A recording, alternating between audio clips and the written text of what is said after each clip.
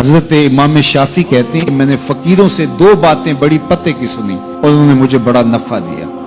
ये बहुत बड़े बुजुर्ग होने के बावजूद, इतने बड़े आलिम और फकीह होने के बावजूद ये दरवेशों की सोहबत में जाके बैठते थे। हजरत इमाम अहमद बिन हंबल को किसी ने देखा कि हजरत बिशर हाफी के पीछे दौड़ रहे हैं, तो किसी ने कहा इतने बड़े इमाम हो और इतने बड़े फकीह हो, इस फकीर से क्या ढूंढते हो, बिशर हाफी से क्या तलाश करते हो? तो हजरत इमाम अहमद बिन हंबल ने कहा कि अहमद बिन हंबल जिस रब को मानता है, बिशर हाफी उस रब को जानता भी है। तो फकीरों की बातें बड़ी पते की होती हैं। तो कहते हैं कि फकीरों की दो बातों ने, इमाम शाफी बोले, कि मुझे बड़ा फायदा दिया। एक तो ये अल वक्तो सैफुन पातियुन, वक्त काट देने वाली तलवार है। अगर वक्त को तुम काटोगे तो ठीक, वरना वक्त तुम्हें काट देगा। अब तुम्हारी मर्जी है कि वक्त के घोड़े पे तुम सवार होके अपनी मर्जी से वक्त को चलाओ, या फिर तुम वक्त के रहमो करम पे हो और इसकी मौजें तुम्हें जिस समत चाहे बहा ले जाएं।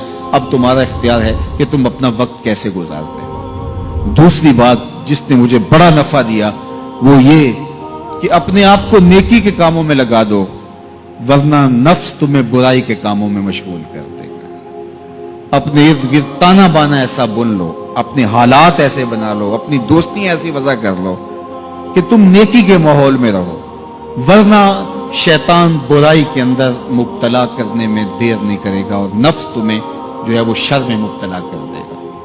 तो फरमाया कि किसी शख्स के इस्लाम का हुस्न ये है कि वो बेमकसद कामों को छोड़ दे। हम तो बाज़ का बैठते हैं तो घंटों बेमकसद बैठे रहते हैं और कीमती से कीमती वक्त जाया करते हैं। हमारी जिंदगी बड़ी कीमती है, एक एक सांस बामकसद होना चाहिए। हजरत उवैस करनी रज़ी अल्लाह ताला अन्हु को हजरत उमर रज़ी अल्लाह ताला अन्हु और हजरत अली मुर्तजा रज़ी अल्लाह ताला अन्हु मिलने गए। हुजूर का सलाम दिया, हुजूर का पैगाम दिया।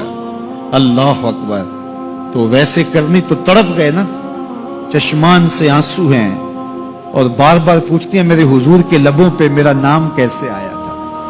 हुजूर ने कहा था ना कोई उवैस बिन आमिर को मिले और मेरा सलाम दे और उससे कहे कि मेरी उम्मत की बख्शिश की दुआ करे। अल्लाह अकबर। तो ये मिलने गए हुजूर की वसीयत और हुक्म के मुताबिक, हुजूर का सलाम दिया। तो ये बार बार कहते थे हुजूर के लबों पे मेरा नाम कैसे आया। अल्लाह अकबर।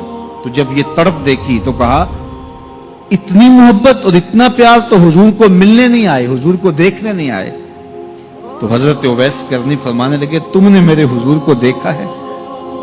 तो ये खामोश हो गए। तो कहने लगे मैंने नहीं ना देखा तो मुझसे पूछ लो, तुम पहले बताओ कि हुजूर के अबरू जुड़े हुए थे या खुले हुए थे?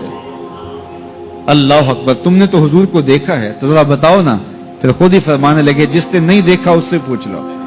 कहा कोई करीब से देखता तो खुले हुए नजर आते, दूर से देखता तो जुड़े हुए नजर आते।